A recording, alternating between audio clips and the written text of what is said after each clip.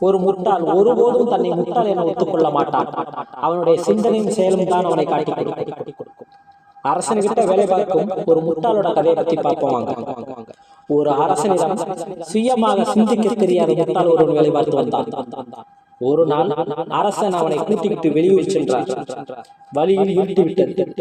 எனவே அங்கிருந்து ஒரு சத்திரத்தில் தங்க முடிவு செய்து விட்டார்.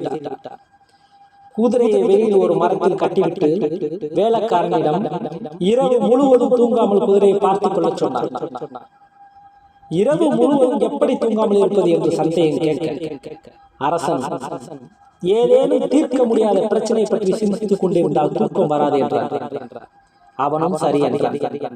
சிறிது நேரம் கழித்து அரசர் அவன் என்ன செய்கிறான் என்பதை சோசித்து பார்க்க வெளியில் வந்தான். அவனும், அரசே, நான் தூங்கவில்லை. வானில் இருக்கும் நட்சத்திரங்கள் தானாக வந்ததா அல்லது யாரேனும் கொண்டு வந்து போட்டார்களா என்று யோசித்துக் கொண்டிருக்கிறேன் என்றான். நல்லது என்று கூறி சென்ற அரசர் சிறிது நேரம் கழித்து மீண்டும் வந்தான்.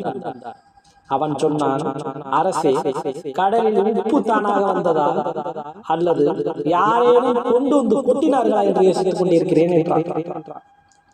அரசன் மன நிம்மதியுடன் படுத்து தூங்க போனார். காலையில் எழுந்து வந்து பார்த்த போது வேலையால் சீரிய சிந்தனை வசப்பட்டு இருப்பதை பார்த்த அரசன், இப்போது என்ன யோசித்துக் கொண்டிருக்கிறாய் என்று கேட்டார். அவன் சொன்னான், அரசே, உங்கள் குதிரை தானாக ஓடிவிட்டதா அல்லது யாரேனும் திருடி சென்று விட்டார்களா என்று யோசித்துக் கொண்டிருக்கிறேன் என்றார். இந்த கதையிலிருந்து நாம் என்ன தெரிஞ்சுக்கிட்டோம்? நமக்கு ஒரு ஆளு வேலைக்கு தேவைப்பட்ட அந்த ஆளோ இல்ல ஆளோட தோற்றத்தை பார்த்து நம்ம முடிவு பண்ணக்கூடாது. அவங்க யாருன்னு அவங்களோட வேலையும் சிந்தனையும் செயலும் தான் காட்டி கொடுக்கும். ஏனென்றால் இந்த அரசனிடம் வேலை பார்த்த வேலையால் அவனோட உயர்வான சிந்தனையை பார்த்த அரசன் ஏமாந்து போனான். கடைசியில் தான் தெரிந்தது அவன் ஒரு அடிமுட்டாள். ஓகே.